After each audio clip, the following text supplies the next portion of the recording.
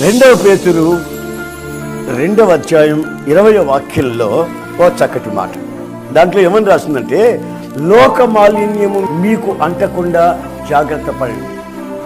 అలా లోక మాలిన్యం మీకు అంటినట్లయితే మీ బ్రతుకులో మీ మొదటి స్థితి కంటే గడపటి స్థితి మరింత ఘోరమైపోతుంది, అది శాపంగా మారుతుంది అని రాసి. ప్రజలు మన క్రియలు చూస్తున్నారు, ప్రజలు మన పద్ధతులు గమనిస్తున్నారు, ప్రజలు మన మాటల్ని వింటున్నారు. మన మాటల్లో కానివ్వండి, క్రియల్లో కానివ్వండి, మనం ప్రవర్తించే ప్రవర్తనలో కానివ్వండి, లోకస్తుల వలె లోక మాలిన్యం అంటకుండా మనం జాగ్రత్త పడాలి.